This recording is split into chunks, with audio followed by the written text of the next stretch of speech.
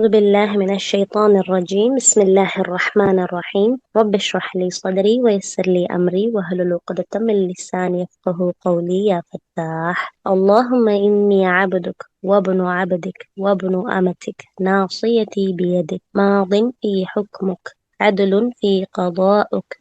أسألك بكل اسم هو لك سميت به نفسك أو أنزلته في كتابك أو علمته أحدا من خلقك أو استأثرت به في علم الغيب عندك أن تجعل القرآن ربيع قلبي ونور صدري وجلاء حزني وذهاب همي. يا الله, குர்ஆனை எங்கள் இதயத்தின் வசந்தமாக்குவாயாக, எங்கள் நெஞ்சத்தின் ஒளியாக்குவாயாக, எங்களது துயரத்தை நீக்கக்கூடியதாகவும் எங்களது கவலையை மறைக்கக்கூடியதாகவும் ஆக்குவாயாக.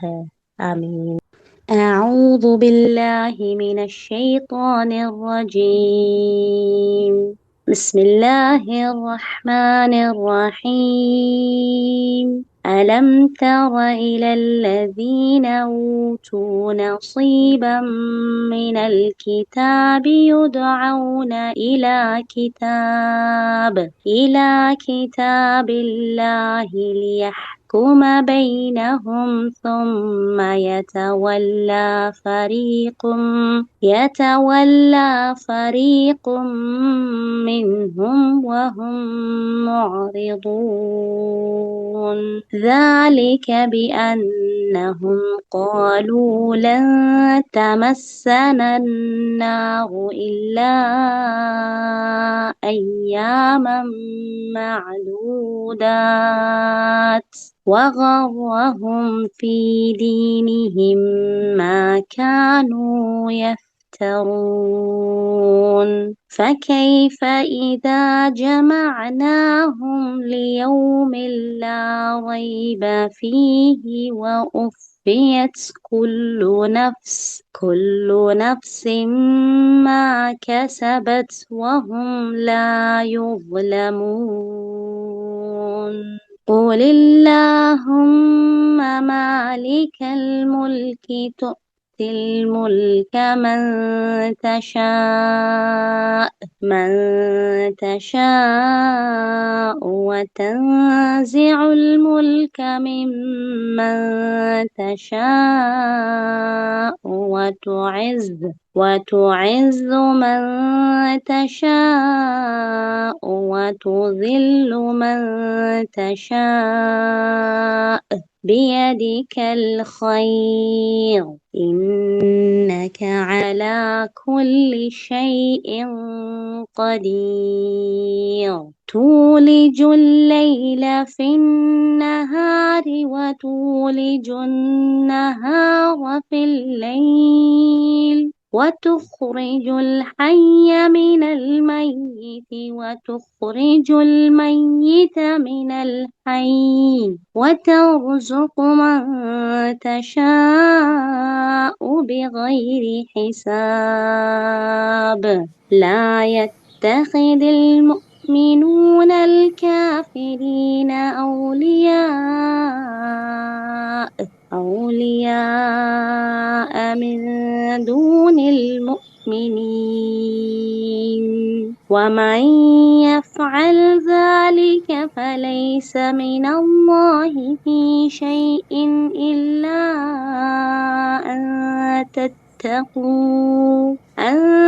تتقوا منهم تقاه ويحذركم الله نفسه وإلى الله المصير. قل إن تخفوا ما في صدوركم أو تبدوه يعلمه الله ويعلم ما في السماوات وما في الأرض والله على كل شيء قدير. صدق الله العظيم.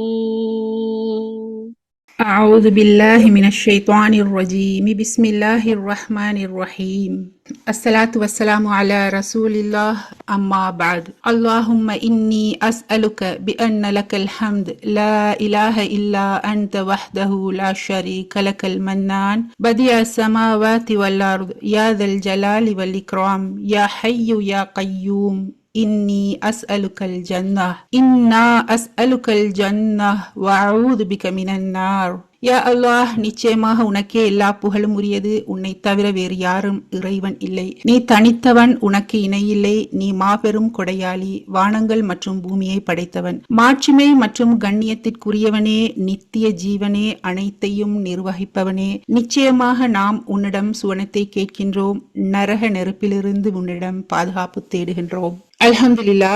தொடர்ந்து சூரா ஆல இம்ரானுக்குரிய தப்சீர் விளக்கங்கள் பார்த்துட்டு வரோம். சூரா ஆல இம்ரான் ஆரம்ப வசனங்கள்ல அல்லாஹ் ஏகத்துவ கொள்கையை பத்தியும், அல்லாஹோட வேதம் சத்தியமானதுண்டும், வேதங்கள் அருளப்பட்டது மனிதனை நேர்வழிப்படுத்துகிறதுக்காகத்தான் என்னும் சொல்லிட்டு, ஃபுர்கான் வேதம் இறுதியானது, அல்லாஹ் பேராற்றல் உள்ளவன், அறிவுள்ளவர்கள் அல்லாஹ்வின் பாதையில் செல்வார்கள், படிப்பினை பெறுவார்கள், அல்லாஹ்வின் பாதையில் இருப்பார்கள் என்றெல்லாம் சொல்லிட்டு, அப்படியான நல்ல மனிதர்களுக்காக அல்லாஹ் நேசிக்கும் மனிதர்களுக்காக அல்லாஹ் சுவனங்களை தயார்படுத்தி வைத்திருக்கிறான் என்கிற வார்த்தையெல்லாம் எங்களுக்கு அழகான வசனங்களை அல்லாஹ் சொல்லிட்டு நரகத்தை பத்தின எச்சரிக்கையும் செஞ்சு, நேத்து கடைசியா பார்த்த வசனங்கள்ல குறிப்பா 21வது 22வது வசனங்கள்ல அல்லாஹ் இறை நிராகரிப்பாளர்களை பத்தி பேச தொடங்கி இருந்தான். இறை நிராகரிப்பாளர்களை பத்தி செல்ற நேரம் இம்மையிலும் மறுமையிலும் அவர்கள் அழிந்து போகக்கூடியவர்கள் என்றும், அவர்களுக்கு உதவி செய்ய யாரும் இல்லை என்றும் அல்லாஹ் எடுத்துரைத்திருந்ததை பார்த்தோம். அதன் அடிப்படையில இன்றைக்கு 23வது வசனம் இப்படி ஆரம்பிக்குது. அலம் தர இலல்லதீன ஊத்து நசீபம் மினல் கிதாப். இறை வேதத்தில் ஒரு பகுதி அளிக்கப்பட்டவர்களே நபியே, நீர் கவனிக்கவில்லையா? அல்லாஹ் நபியை பார்த்து கேட்கிறார். நிறைய குர்ஆன் வசனங்கள் வேதத்தை உடையவர்களே என்று ஆரம்பிச்சு நாங்க பார்த்திக்கிறோம். இன்னும் சில வசனங்கள் நிராகரிப்பாளர்களே என்று ஆரம்பிக்கும். இது யாரு? இறை வேதத்தில் ஒரு பகுதி அளிக்கப்பட்டவர்கள்னா வேதத்தை உடையவர்கள் யாரு? இன்ஜில் தௌராத்தை பின்பற்றக்கூடியவர்கள். அந்த வேதங்கள் அல்லாஹ் ஃபுர்கான் பத்தின முன்னறிவிப்பை கொடுத்திருந்தான். நபி ஸல்லல்லாஹு அலைஹி வஸல்லம் அவர்கள் பத்தின அறிவிப்பையும் அல்லாஹ் அவர்களுக்கு கொடுத்திருந்தான். அப்படி அந்த வேதங்கள் அந்த விஷயங்களை தெரிஞ்ச பிரிவினரை அல்லாஹ் குறிப்பிட்டு பேசுறான். உண்மை தெரிந்தவர்களை குறிப்பிட்டு பேசுறான். அவங்கள பத்தி என்ன விஷயத்த அல்லாஹ் சொல்றான்னு தொடர்ந்து பார்த்தோம்னா, அவர்களுக்கிடையே தீர்ப்பு வழங்குவதற்காக அல்லாஹ்வின் வேதத்தின் பக்கம் வாருங்கள் என அவர்கள் அழைக்கப்படும் போது அவர்களில் ஒரு பிரிவினர் அதனை புறக்கணித்து திரும்பி சென்றார்கள் என்று அல்லாஹ் சொல்றான். இது யூதர்களுக்கே உரிய ஒரு பண்பு. அதாவது உண்மை எதுவென்று சத்தியமா நிச்சயமா அவளுக்கு தெரியும், ஆனாலும் புறக்கணிச்சுட்டு போவாங்க. உண்மை தெளிவாக தெரிஞ்சதுக்கு பிறகுதான் அவர் நிராகரிக்கும் போக்கினை மேற்கொண்டார்கள் என்று. இதுக்கான ஒரு சபபு நுசுல் தப்சீர் அன்வாருல் குர்ஆன்ல இப்படி பதிவாகுது. மதீனால ஹைபர்ங்கிற நகரத்துல 2 பேர், ஒரு ஆணும் பெண்ணும் விபச்சார குற்றம் செஞ்சிட்டாங்களாம். அதுக்கு தௌராத்தின் படி கல்லால் எரிஞ்சு கொள்ளணும்ங்கிறது தான் தண்டனையா இருந்ததாம். ஆனா அந்த குற்றம் செஞ்சவங்க பெரிய குடும்பத்து ஆக்களா இருந்தனால அவங்க செய்யறதுக்கு விருப்பப்படலையா. ஏண்டா அவங்க நினைச்சாங்களாம் அவங்கள இழிவுபடுத்த வானம் அப்படின்ட்டு. முஹம்மது நபி ஸல்லல்லாஹு அலைஹி வஸல்லம் அவங்க கிட்ட நாங்க போகலாம், அவர் இதுக்கு என்ன தீர்ப்பு செல்றாரோ அதன்படி நடந்து கொள்ளலாம் என்று முடிவு செஞ்சாங்களாம். அவங்க எதிர்பார்த்தாங்களாம் முஹம்மது நபி ஏதாவது குறைவான ஒரு தீர்ப்பை செல்லுவார், குறைவான ஒரு தண்டனையை கொடுப்பாருன்னு எதிர்பார்த்து வந்தாங்களாம். முஹம்மது நபி அந்த விஷயங்கள் எல்லாம் கேட்டுட்டு குர்ஆன்ல இருக்கக்கூடிய கல்லால் எரிந்து கொள்ளணும்ங்கிற தீர்ப்பை சென்னாராம். இப்ப அதை கேட்டுட்டு அவங்க பேசாம இருந்து போறதுக்கு வர இல்ல, அவங்களுக்கு தெரியும் இதுதான் தண்டனை உண்டு. அதனால இவங்க தர்க்கம் செஞ்சாங்களாம், இல்ல இதுக்கான தண்டனை இது இல்லைண்டு. அப்ப நபி ஸல்லல்லாஹு அலைஹி வஸல்லம் சொன்னாங்களாம், ஓகே நீங்க ஃபுர்கான் வேதத்தில் உள்ள சட்டத்தை எடுத்துக்க இயலான்றீங்கண்டா உங்களோட தௌராத்தை கொண்டு வாங்க. அப்ப அதை அறிவுள்ள ஒருத்தரால படிக்கப்பட்டு அதுலயுமே இதுதான் தண்டனை என்று சொல்லி அவங்களுக்கு விளங்கப்படுத்துறதுக்கு தேவை இருக்குல்ல, அவங்க தெரிஞ்சுட்டு தான் வந்தாங்க. இருந்தாலும் அதை நிரூபிச்சு அந்த தண்டனை அந்த இடத்துல நிறைவேற்றப்பட்டதாம். அப்ப அதை ஏற்றுக்கொள்ள முடியாமல் யூதர்கள் புறக்கணித்தார்களா. இப்ப இதுல யூதர்களுக்கே உரிய பண்பு என்ன? உண்மை இதுதான் என்று தெரிஞ்சு அவங்க புறக்கணிச்சது ஃபுர்கானை மட்டும் இல்ல, அவங்களோட வேதத்தையே கூட புறக்கணிக்கிறாங்க. அவங்களுக்கு ஒரு இடத்துல ஒரு சட்டம் அவங்களுக்கு அவங்களுக்கு தேவையான மாதிரி தேவைங்கிற நேரத்துல அவங்க வேதங்களை உண்மைன்னு தெரிஞ்சும் புறக்கணிக்கக்கூடிய பண்புள்ளவர்களா இருந்தவர்கள் யாரு? யூதர்கள். அல்லாஹ் இந்த இடத்துல தெளிவான வசனம் மூலம் விளங்கப்படுத்துறான். அப்ப இதுல இந்த எங்களுக்கான பாடம் என்ன? எங்களுக்கு இன்றைக்கு இந்த யூதர்களுக்கு மட்டுமே உரிய ஒரு பண்புன்னு விலகி போறதுக்கு இல்ல. அன்பார்ச்சுனேட்லி இந்த பழக்கம், இந்த பண்பு எங்கட முஸ்லிம் சமூகத்தின் மத்தியிலையும் இன்றைக்கு நாங்க பாக்குறோம். அது எப்படியான அடிப்படையில ஈக்கின்றா, ஒரு விஷயம் மார்க்கத்தின் அடிப்படையில பிழ, ஹதீஸின் அடிப்படையில இது பிழன்னு தெளிவா ஒருத்தருக்கு தெரிஞ்சிடும். ஆனாலும் இந்த யூதர்கள் வந்தாங்களே முகமது நபி கிட்ட, அத மாதிரி இவங்க என்ன செய்வாங்க, இவங்களுக்கு தேவையான ஒரு சட்டத்தை எடுத்துக்கிறதுக்கு ஒரு உலமா கிட்ட போவாங்க. அங்க போய் ஒரு கேள்வியை கேட்கிறப்போ அந்த உலமா குர்ஆன் ஹதீஸ் ஆதாரங்களின் அடிப்படையில் இது இப்படித்தான் என்று அந்த உண்மையான விளக்கத்தை சொன்னால் கூட அதை ஏற்றுக்கொள்ள மறுப்பார்கள். ஏன்? இவங்களுக்கு தெரிஞ்சுதானே போனாங்க. அப்ப இவங்க என்ன செய்வாங்க, இந்த உலமா ஒரு வேற கொள்கையில் இருக்கிறார், அதனாலதான் இப்படியான ஒரு தீர்ப்பை செல்றாரு, தொடர்ந்து அவர்களுக்கு தேவையான அந்த சட்டம் கிடைக்கும் வரை உலமாக்களிடம் மாறி மாறி பேத்துட்டு இருப்பாங்க. இது எப்படியான தவறுண்டு அல்லாஹ் செல்றான். இது யூதர்களுக்கே உரிய ஒரு குணம் எல்லாம் சொல்லிட்டான்.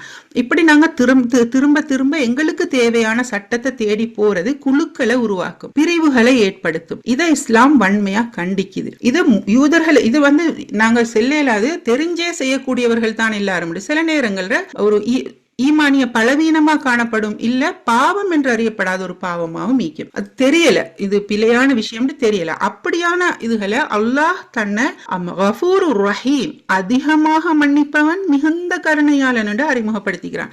நாங்க குர்ஆன் வசனங்கள்ற தெளிவு எங்களுக்கு கிடைக்கிற நேரம் அப்படியான பாவங்கள் எங்கள்கிட்ட ஈந்துச்சுண்டா அதை அடையாளம் கண்டு நிவர்த்தி செய்யக்கூடியவர்களாக இருக்கணும். ஏன்? அல்லாஹ் தெளிவா நிறைய இடங்கள்ல எங்களுக்கு செல்லுவான், நீங்க என்கிட்ட பாவ மன்னிப்பு கேளு, நான் அதிகமா மன்னிக்கிறவனா இருக்கிறேன், அதிகமா கருணை செய்யக்கூடியவனா இருக்கிறேன்.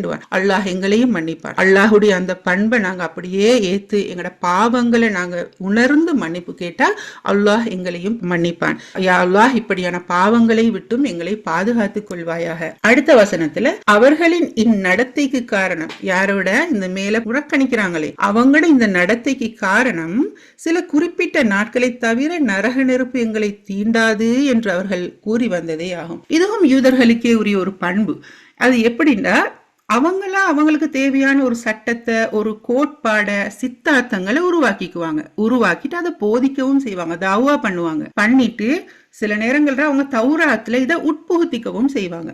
இதே மாதிரியான ஒரு வசனம். அவங்க என்ன நினைச்சாங்க, நாங்கெல்லாம் பெரிய ஆக்கள், நாங்கெல்லாம் பெரிய அல்லாட அருள் பெற்ற ஆக்கள், எங்களை நரகம் நிறைய நாள் தீண்டாது அப்படின்னு சொன்னாங்களாம். இது சூரா பக்கரா 80வது வசனத்திலையும் இதே அர்த்தமுள்ள ஒரு வசனம் வரும். அதுக்கு இப்னு அப்பாஸ் ரலியல்லாஹு அன்ஹு அவங்க விளக்கம் செல்ற நேரம், இந்த உலகத்துல 7000 வருஷங்கள் வாழ்வை இவங்க பெறுவாங்கண்டும் 1000 அங்க நரகத்துல ஒரு நாளைக்கு சமனா, அப்படி பாக்குற நேரம் 7000 7 நாள்ல கடந்துருவாங்களாம். அதுக்கு பிறகு அவங்க சொர்க்கத்துக்கு போவாங்களாம், அங்க எல்லா சுகபோகங்களையும் அனுபவிப்பாங்க அப்படின்னு அவங்க போதிச்சாங்களாம். அப்ப அது ஃபாலோவர்ஸுக்கு ஒரு ஈஸியான, அழகான, அட்ராக்டிவான ஆஃபர் தானே. அது எல்லா அழிச்சாட்டியங்களையும் இந்த உலகத்துல பண்ணிரலாம், அங்க போய் ஈஸியா நரகத்தை கடந்து சொர்க்கத்துக்கு போயிடலாம்.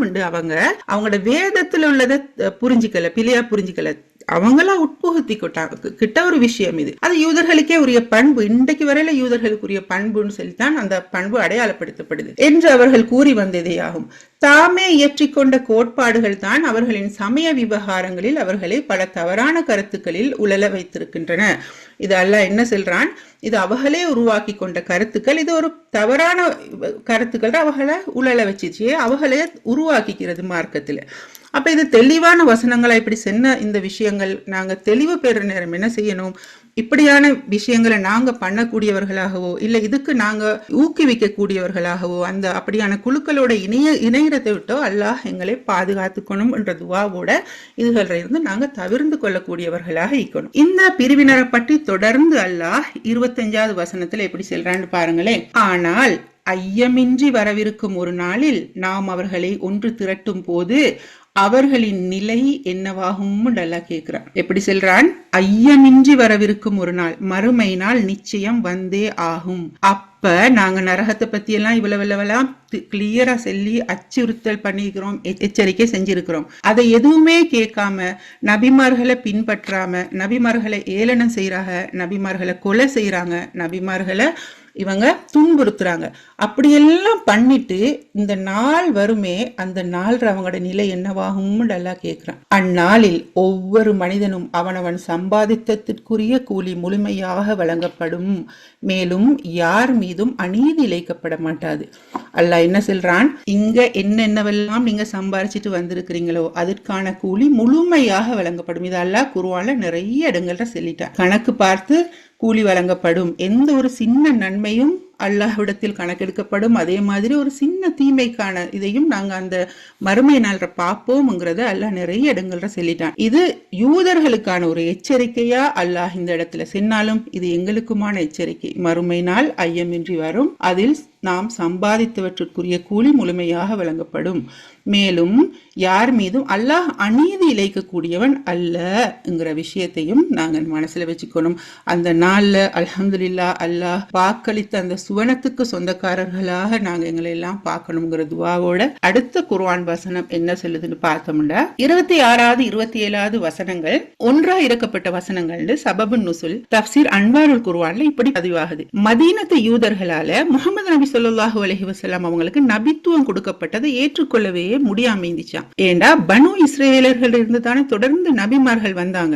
மதீனத்து யூதர்களுக்கு ஒரு இருமாப்பு இருந்துச்சாம். நாங்க தான் அல்லாஹ்ட செல்வ செழிப்பெல்லாம் பெற்ற வளம் பெற்றவர்கள், எங்கள்ட இருந்து தான் நபிமார்கள் வரணும்ங்கிறதான. அதனால முஹம்மது நபி ஸல்லல்லாஹு அலைஹி வஸல்லம் அவங்க ஏளனம் செஞ்சாங்களாம். எந்த அளவுக்கு ஏளனம் செஞ்சாங்கண்டா அல்லாஹ் 43வது அத்தியாயத்துல 31வது வசனத்துல இந்த குர்ஆன் இவ்விரு ஊர்களிலும் உள்ள மனிதர்களில் வேற எவரேனும் ஒருவர் மீது இறக்கி அருளப்பட்டிருக்க கூடாதான்னு கேட்டாங்களாம். ஏண்டா ஒரு ஏழை குடும்பத்திலிருந்து வந்த ஒருத்தருக்கு எப்படி இந்த நபித்துவம் போகும்ங்கிறத அவங்களால ஏற்றுக்கொள்ளவே முடியலையாம். முஹம்மது நபி ஸல்லல்லாஹு அலைஹி வஸல்லம் அவங்க அவரோட கூட்டத்தாருக்கு ஒரு வாக்குறுதி கொடுத்திருந்தாங்களாம். மக்கா வெற்றிக்கு பிறகு ரோம் பாரசீகம் எல்லாம் முஸ்லிம்களின் ஆட்சியின் கீழ் வரும். அதெல்லாம் கொடிகட்டி பறந்த பேரரசுகள். அப்படியான பேரரசுகள் எல்லாம் முஸ்லிம்களின் கீழ் வரும் முஹம்மது நபி ஸல்லல்லாஹு அலைஹி வஸல்லம் அவர்கள் கொடுக்கிற வாக்குறுதி எல்லாம் இவங்களுக்கு ஏற்றுக்கொள்ளவே முடியாம இருந்ததாம். அதனால ஏளனம் செஞ்சாங்களாம். அதுக்கு பதிலா அல்லாஹ் இந்த குர்ஆன் வசனங்கள் மூலம் அவர்களுக்கு பதிலளிக்கிறான் என்று சொல்லி இதுக்குரிய விளக்கத்தை தஃப்சீர் அன்வாருல் குர்ஆன் இப்படி பதிவு செஞ்சு அந்த வசனம் எப்படி செல்லுதுன்னு பாருங்க. நபியே நீர் கூறுவீராக, அல்லாஹ்வே ஆட்சி அதிகாரம் அனைத்திற்கும் அதிபதியே. எப்படி அல்லாஹ் தன்னை எப்படி அழைக்க செல்றான், அல்லாஹ்வே ஆட்சி அதிகாரம் அனைத்திற்கும் அதிபதியே என்று சரணடையட்டுமாம் அல்லாஹ் கிட்ட. நபி ஸல்லல்லாஹு அலைஹி வஸல்லம் அவர்களுக்கு இது சொன்னாலும் இது எங்களுக்குமானது. நீ நாடுகின்றவர்களுக்கு ஆட்சியை கொடுக்கின்றாய். அல்லாஹ் தான் ஆட்சி அதிகாரங்களுக்கு சொந்தக்காரன். அவன் நாடுகின்றவர்களை தான் ஆட்சியில் வைப்பான். மேலும் நீ நாடுகின்றவர்களிடமிருந்து ஆட்சியை பறிக்கின்றாய். இது நாங்க யூதர்களுக்கான பதில எடுத்துட்டோம்னா அல்லாஹ் சொல்றான், இது என்னுடைய நபி, நான் தான் இவருக்கு இந்த நபித்துவத்தை கொடுத்தேன், நான் தான் உங்களை நபியா தேர்ந்தெடுத்தேன். அப்படி ஏளனம் செய்யற நேரம் அவங்கெல்லாம் அப்படி எல்லாம் செல்ற நேரம் முஹம்மது நபி ஸல்லல்லாஹு அலைஹி வஸல்லம் அவங்க மனசுடைஞ்சு போவாங்க தானே. நிறைய இடங்கள்ல அல்லாஹ் நபிக்கு இப்படியான ஆறுதல்களை கொடுப்பான். எதிரிகளிடமிருந்து இப்படியான அச்சுறுத்தல்கள் வர நேரம், ஏளனம் செய்யப்பட்ட நேரம், அப்படி இல்ல அவங்க ஏதோ ஒரு கவலையில் இருந்த நேரம் குர்ஆன் அழகழகான ஆறுதல்களை கொடுக்கும். இன்னொரு இடத்துல சூரா முத்தஸிர்ல அல்லாஹ் போர்வையை போர்த்தி கொண்டிருப்பவரே என்று தன் நபி ஒரு செல்லமா கூப்பிடுவான். இன்னும் சூரா துஹா இன்னும் அழகான ஒரு ஆறுதலை செல்லும். அனாதையை கண்ட உங்களுக்கு நாங்க புகலிடம் தரலையான்னு அல்லாஹ் கேட்பான். ஒரு நம்பிக்கையை கொடுப்பான். இப்படியான ஒரு பொறுப்பை எடுத்துட்டு வந்த ஒரு நபி, அகில உலகத்துக்குமா வந்த ஒரு பொதுவான நபி, அரபுலகத்துக்கு மட்டும் வந்த நபி இல்ல. அப்ப அது அவருக்கு இருந்த ஒரு பெரிய பொறுப்பு. படைச்ச அல்லாஹ்க்கு தெரியும் அவரை எப்படி வழி நடத்தணும். அழகழகான ஆறுதல்கள் மலகைக்கு முதல்ல பாக்குறது. சூரா துஹா இன்னும் தொடர்ந்து செல்லும். நீங்க வழி தெரியாம இருந்தீங்க, நாங்க உங்களுக்கு வழிகாட்டலையா அப்படின்னு அல்லாஹ் கேட்பான். இன்னும் தொடர்ந்து ஏழையா கண்ட உங்களை நாங்க செல்வந்தராக்கலையான்னு அல்லாஹ் ஈக்கிறான். எந்த ஒரு இடத்துல நான் ஈக்கிறேன் உங்களுக்கு, நீங்க ஏண்ட நபிங்கிற அந்த உற்சாகத்தை அல்லாஹ் கொடுப்பான். இதுவும் ஒரு அப்படி அழகான ஒரு கௌரவத்தை கொடுக்குறான் பாருங்களேன். நீங்க ஏண்ட நபி, ஆட்சி அதிகாரம் யார்கிட்ட போகணும், நபித்துவம் யார்கிட்ட போகணும்ங்கிற முடிவை எடுக்கிறதுக்கு இந்த யூதர்கள் யாரு, இந்த வேதக்காரர்கள் யாருங்கிற மறைமுகமான கேள்வியை தான் அல்லாஹ் இதுல கேட்கிறான். நீ நாடுகின்றவர்களுக்கு ஆட்சியை பறிக்கின்றாய். பனு இஸ்ரேல்கள்ட்ட தொடர்ந்து அல்லாஹ் ஆட்சி அதிகாரங்களை கொடுத்திருந்தான், நபித்துவத்தை கொடுத்திருந்தான். ஆனா என்ன செஞ்சாங்க, அவங்க தொடர்ந்து நபிமார்களை துன்புறுத்தக்கூடியவர்களா இருந்தாங்க, அவங்களை கொலை செய்யக்கூடியவர்களா இருந்தாங்க, யாருமே அவங்களை ஏற்றுக்கொள்ளல என்ற நிலைமையில இதை அல்லாஹ் மாத்துறான். நீ நாடுகின்றவர்களிடமிருந்து ஆட்சியை பறிக்கின்றாய், நீ நாடுகின்றவர்களுக்கு கண்ணியத்தை வழங்குகின்றாய். ஒருத்தர் எவ்வளவு கண்ணியமா இருக்கணும் இந்த உலகத்துலங்கிறத யார் முடிவெடுக்கிறதா, அல்லாஹ் தான் முடிவெடுக்க கூடியவனா. மேலும் நீ நாடுகின்றவர்களுக்கு இழிவை ஏற்படுத்த வெளிப்படுத்துகின்றாய். நன்மைகள் அனைத்தும் உன் கைவசமே உள்ளன. திண்ணமாக நீ ஒவ்வொன்றின் மீதும் பேராற்றல் கொண்டவனாய் இருக்கின்றாய் என்று சொல்லி அல்லாஹ், இது ஒரு அழகான வசனம். முஹம்மது நபி ஸல்லல்லாஹு அலைஹி வஸல்லம் அல்லாஹோட பேசக்கூடிய மாதிரி அல்லாஹ்வே அதை கைட் பண்ற வசனம். குல் என்று தொடங்குது. குல் என்று தொடங்குற வசனங்கள் 2 மெசேஜ் செல்லும். ஒன்று, இது அல்லாஹ் முஹம்மது நபிக்கு கொடுக்கிற மெசேஜ், இப்படி நீங்க என்ன அலைங்க, அது எங்களுக்குமானது. அல்லாஹ்வே ஆட்சியின் அதிபதியே அல்லாஹ் கிட்ட சரணடைஞ்சிரட்டுமா. இந்த வசனங்கள் நிறைய வரலாறுகளை நாங்க பார்ப்போம். குர்ஆன் அழகான வரலாறுகளை செல்லும். அல்லாஹ் ஆட்சி அதிகாரங்களை கொடுத்திருந்தது, அல்லாஹ் சந்தர்ப்பங்களை எல்லாம் கொடுத்து பார்த்துட்டு அதுல இந்த அப்படியே கீழே இறக்கினது, அவங்களை இழிவுபடுத்தின வரலாறுகளை தொடர்ந்து ரிப்பீட்டடாவே குர்ஆன் சொல்லி வரும். இந்த வரலாறுகளை நாங்க உலக நடைமுறைகளோடையும் கொஞ்சம் ஒப்பிட்டு பாக்குறது எங்களை இன்னும் கொஞ்சம் இந்த வசனங்களுக்குள்ள பொருத்தி பாக்குறதுக்கு ஈஸியாயிக்கும். நாங்க பெருசா பழைய வரலாறுண்டெல்லாம் தேடி புத்தகங்கள் எல்லாம் புரட்டி தீக்க வேணாம். கடந்த இந்த சில வருடங்களுக்கு முன்ன கடந்து வந்த ஒரு விஷயம், ஒரு பெரிய புதினம். ஸ்ரீலங்கால 2012ஆம் ஆண்டு ஜூலை 13 அறகலைய போராட்டம்ங்கிற ஒரு மக்கள் போராட்டம். அதை எல்லாரும் ஈஸியா ரிலேட் பண்ணிப்பீங்கன்னு நினைக்கிறேன். அதுல மக்கள் புரட்சி செய்யறாங்க. ஜனாதிபதி மாளிகை ஜூலை 13 மக்கள் வசமாகுது. அது எப்படியான ஜனாதிபதியா இருந்தவர் அவர்? 2 தசாப்த காலம், 20 வருஷங்களால் ஸ்ரீலங்கால ஒரு பெரும் அரசியல் கட்சியா இருந்த கட்சியின் தலைவர் மக்கள் பேராதரவோடு ஜனாதிபதியாக்கப்பட்டவர். அவருடைய நிலைமை என்ன ஆகுது? ஜூலை 13 கலவரத்துல அந்த ஜனாதிபதி மாளிகை முழுக்க மக்கள் கைவசம் வருது. அதில் உள்ள சுகபோகங்களை எல்லாம் அவங்க அனுபவிக்கிறாங்க. இதெல்லாம் நடந்தது இன்னொரு அரசியல் கட்சியால் இல்ல, சாதாரண பொதுமக்களால. ஒரு 2 தெரு தள்ளி சுண்டல் வித்துட்டு இருந்த சிறு வியாபாரி, அங்க பக்கத்துல பீச் சைட்ல முறுக்கு வித்துட்டு இருந்த சின்ன வியாபாரிகள் சேர்ந்து ஒரு சின்ன பொதுமக்கள் அமைப்பா இதை அப்படியே அபகரிச்சுக்கிறாங்க. ஜனாதிபதி நாட்டை விட்டே தப்பி ஓடி 14 பதவியில் இருக்கும் போதே ராஜினாமா கடிதம் மூலம் ராஜினாமா செய்து கொண்ட ஜனாதிபதி என்று வரலாற்றுல தன்னுடைய பெயரை பதிவு செய்கிறார். பாருங்க, அல்லாஹ் ஒருத்தருக்கு எப்படியான சந்தர்ப்பங்களை எல்லாம் கொடுக்கிறான், அல்லாஹ் நாடும் போது அந்த ஆட்சி அதிகாரங்களை எப்படி எடுத்துக்கிறான்ங்கிறதுக்கு நாங்க இந்த நடைமுறை உதாரணங்கள் இப்படி ரிலேட் பண்ணிட்டோம்டா நாங்களும் எப்படியானவர்களா மாறுவோம். அல்லாஹ்வே ஆட்சியின் அதிபதியே அல்லாஹ் கிட்ட சரணடைவோமா இல்லையா? அதே மாதிரி இன்னொரு வசனம் அதுல வருது பாருங்களேன். அல்லாஹ் நாடுகின்றவர்களுக்கு ஆட்சியை கொடுக்கின்றான். அதுக்கும் நாங்க எங்கட நாட்டுக்கே போய் வருவோமே. 2023ஆம் ஜனாதிபதி தேர்தல், அதுல ஒரு சிறிய கட்சியா, பலமே இல்லாத ஒரு கட்சியா இருந்த ஒரு கட்சிக்கு அல்லாஹ் அந்த தேர்தல் காலத்துலதான் ஒரு பிரகாசத்தை கொடுக்கிறான். மக்கள் அந்த கட்சியின் மீது ஒரு நம்பிக்கையை ஏற்படுத்துறார். அந்த கட்சி பேராதரவோட முன்னுக்கு வருது, ஜனாதிபதியா மாறுறார் அந்த கட்சியின் தலைவர். இதுகளெல்லாம் சுப்ஹானல்லாஹ், அல்லாஹ் எப்படி ஒரு திட்டத்தை அமுல்படுத்துறாங்கிறத பாருங்களேன். அல்லாஹ் நாடினத அல்லாஹ் எப்படியான திட்டமிடல்களை அதை கொண்டு வந்து சேர்க்கிறான்னு பாருங்களேன். சுப்ஹானல்லாஹ். அதே மாதிரி இன்றைக்கு கூட உலகம் ஒரு போர் சூழல்ல, அப்படி போர் மேகங்களால மூடப்பட்ட ஒரு உலகமா இருந்துட்டு இது பதட்ட நிலையில இருக்குது. இது அல்லாஹ் எதை நாடி இந்த சிச்சுவேஷன்களை உருவாக்கிறான்ங்கிறது அல்லாஹுக்கு தான் வெளிச்சம். நாங்க முஸ்லிம்களாகிய நாங்க எங்கட முஸ்லிம்கள் எல்லாருக்கும் யா அல்லாஹ் உலகளாவிய முஸ்லிம்கள் எல்லாம் எங்கெல்லாம் பலவீனர்களா இருக்கிறாங்களோ அவையெல்லாம் பலப்படுத்தி யா அல்லாஹ் என்ற துவாவை தொடர்ந்து கேட்கக்கூடியவர்களா இருக்கணும். அல்லாஹ் தான் ஆட்சி அதிகாரங்களை முடிவு செய்பவன். அல்லாஹுடைய நாட்டத்துல எது எல்லாம் ஈக்குதோ அது நடந்தே ஆகும். யாரை மேல கொண்டு வரது, யாரை கீழாக்குறது, யாருக்கு கண்ணியத்தை கொடுக்கறதுங்கிறதெல்லாம் அல்லாஹ்வின் பொறுப்பில் தான் உள்ளதுங்கிறத அல்லாஹ் கிளியரா இந்த வசனங்கள்ல சொல்லிட்டான். அடுத்தது 27வது வசனம். நீயே பகலில் கோர்க்க செய்கின்றாய், மேலும் பகலை இரவிலும் கோர்க்க செய்கின்றாய். அல்லாஹ்வுடைய படைப்பாற்றலை பத்தி எவ்வளவு அழகா அல்லாஹ் சொல்றான் பாருங்களேன். இரவு பகல் மாறி மாறி வாரது என்னுடைய அதிகாரத்துக்குள் உள்ளது அல்லாஹ் சொல்றான். பூமி தன்னை தானே சுற்றுதையோ, ஆனா சூரியனை சுற்றி வார அந்த காலக்கெடுவோ மாறாம அல்லாஹ் எவ்வளவு அழகான மாற்றங்களை ஏற்படுத்துவான். இந்த இதுல குளிர்காலத்துல இரவு நீளமா வரும், பகல் குறையும். அதே சமர் காலத்துல பகல் நீளமா வரும், இரவு நேரம் குறைஞ்சிரும்.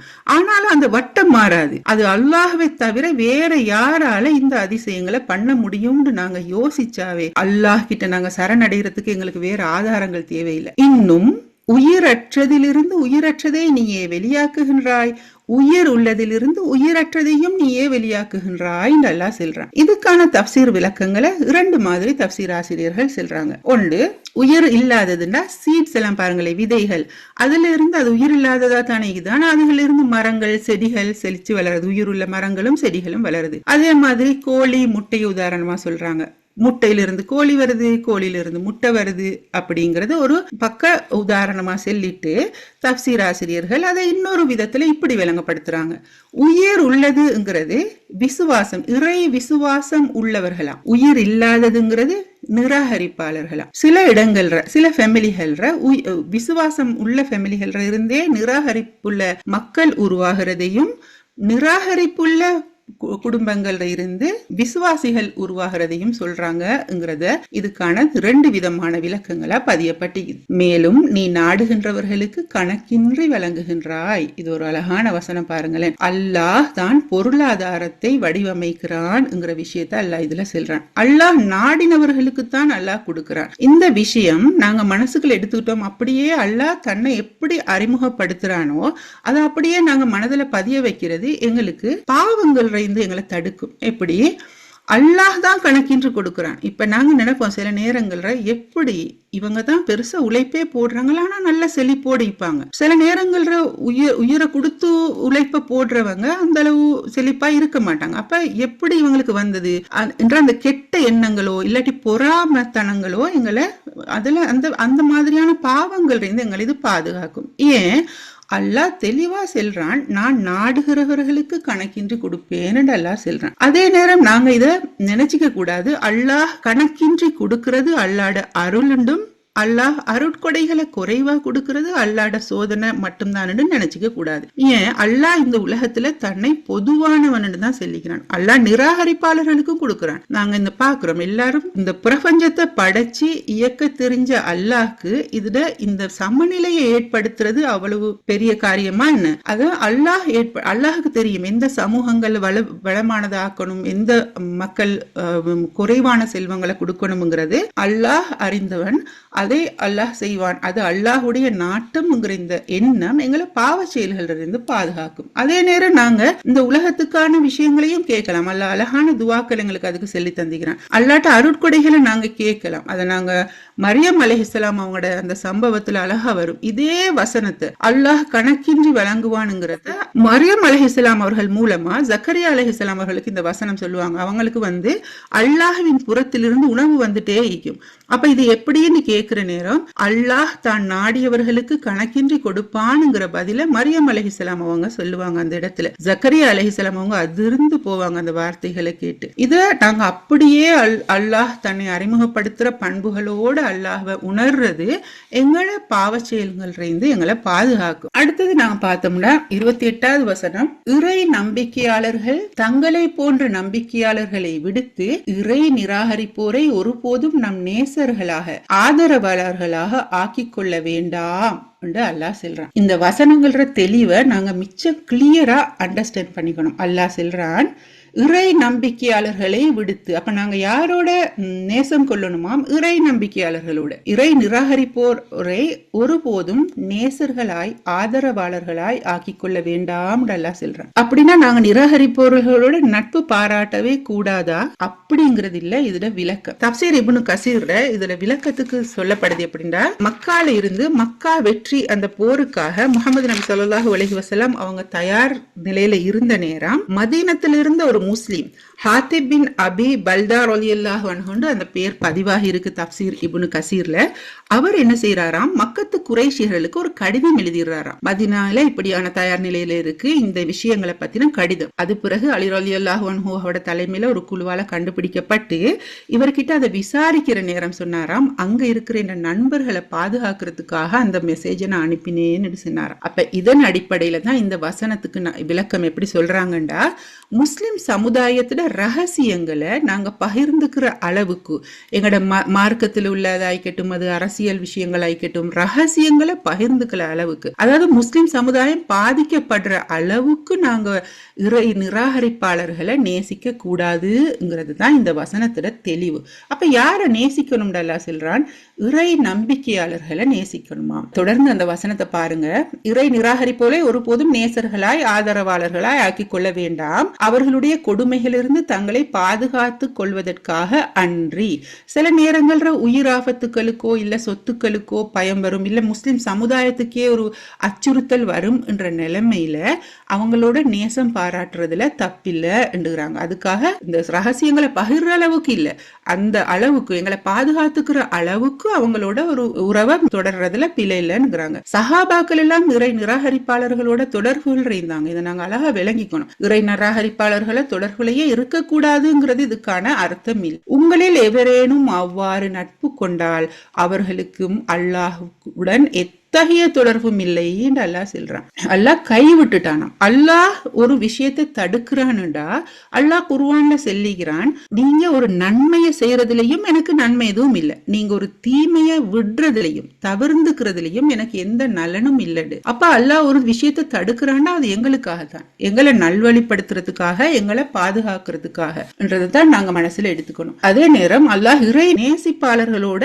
நட்பு பாராட்டுங்கன்னு அல்லாஹ் சொல்றான். அப்ப நாங்க இது நிராகரிப்போரோட வானம்டா எங்களோட நட்புகள் எல்லாம் எப்படியான அமைப்புல இருக்கணும்ங்கிறதையும் அல்லாஹ் நிறைய இடங்கள்ல செல்லுவான். அதாவது அல்லாஹ்வை நினைவுபடுத்தக்கூடிய ஒரு நட்பு எங்களுக்கு ஈக்குதுண்டா அல்ஹம்துலில்லாஹ்.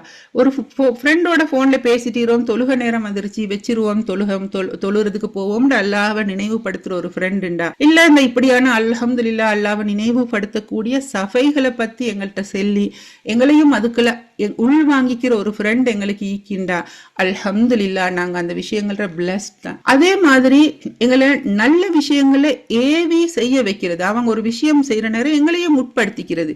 இப்படியான நல்ல விஷயங்கள் இது, அது சதக்கா விஷயங்கள் ஆயிக்கட்டும், கூட்டா ஏதாவது நல்ல விஷயங்கள் செய்யறதாயிக்கட்டும், இல்ல இப்படியான கிளாஸ்கள் எங்களுக்கு அறிமுகப்படுத்தி வைக்கிறதாயிக்கட்டும், நல்ல விஷயங்களை எங்களுக்கு செல்றதோட தீமையிலிருந்து தடுக்கக்கூடியதான ஃப்ரெண்ட்ஸ் ஆயிக்கணும். எல்லாம் சேர்ந்து கூட்டா வெளியில போகலாம், ஜாலியா இருக்கலாம், எல்லா விஷயங்களையும் செய்யலாம். அதே நேரம் நாங்க தேவையில்லாத ஒரு பேச்சு பேசுற நேரம் வேணாம், அது எங்களுக்கு வேணாம், நாங்க அல்லாஹுக்காக தவிர்ந்துக்கோம் எங்களை அச்சுறுத்துற எங்களை எச்சரிக்கிற ஒரு ஃப்ரெண்ட் எங்களுக்கு ஈக்கின்றா அல்ஹம்துலில்லாஹ். அதுதான் இஸ்லாம் வரவேற்கிற ஃப்ரெண்ட்ஷிப்கள் என்று சொல்லி நாங்க சந்தோஷப்பட்டு கேளும் அல்ஹம்துலில்லாஹ்.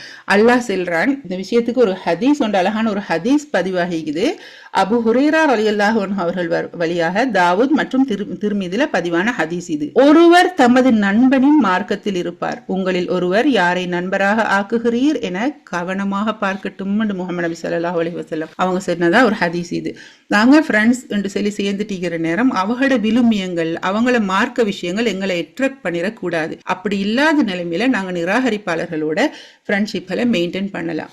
அதே நேரம் இப்படியான அமைப்புல எங்களுக்கு நல்லது மட்டுமே விரும்பக்கூடிய அமைப்புல நண்பர்களை எப்பவுமே சம்பாதிச்சுக்கிறது ஈஸியும் இல்லை. அதையுமே இஸ்லாம் அழகா செல்லுது. திருமிதியில 2431 இலக்கத்துல இப்படி ஒரு ஹதீஸ் பதிவாகுது. மக்களை சந்திக்காமலும் அவர்களிடம் ஏற்படும் தீங்குகளை சகித்து கொள்ள முடியாமலும் இருக்கும் ஒரு முஸ்லிமை விட மக்களுடன் வாழ்ந்து அதில் வரும் தீங்குகளை சகித்து கொண்டு வாழ்பவர் சிறந்தவர். ஏன் இப்படியான ஹதீஸ் வருதுன்னா, அது மக்களோட சந்திக்கிறது, மக்களோட தொடர்புல ஈரதுல சில சிக்கல்கள் வரத்தான் செய்யும். அதுக்காக நல்ல நண்பர்களை நாங்க ஈஸியா இழந்துடக்கூடாது. இப்ப எங்கட கண்டக்ட்ல பாருங்களேன், எத்தனை 100 நம்பர்கள் இருந்தாலும் நாங்க எங்கட எப்சன்ஸ்ல எங்களை தேடுறது எத்தனை பேரா இருப்பாங்க, ஒரு கொஞ்சம் பேரா தான் இருப்பாங்க. அப்படி அழகான நட்புகள் அமைகிற நேரம் அதுகளை நாங்க சின்ன சின்ன விஷயங்களுக்காக விட்டு கொடுத்துறவோ ஒதுங்கி வரவோ கூடாதுங்கிறது தான் இந்த ஹதீஸ். ஒரு பிரச்சனை வர நேரம் அதை எப்படி சமாளிக்கணும்ங்கிறதையுமே இஸ்லாம் அழகான வழிகாட்டல்களை சொல்லி தந்தது. ஒரு 3 பேரா ஒரு இடத்துல ஒரு 2 நண்பர்களுக்கு இடையில ஒரு பிரச்சனை வந்தா அதை நாங்க எப்படி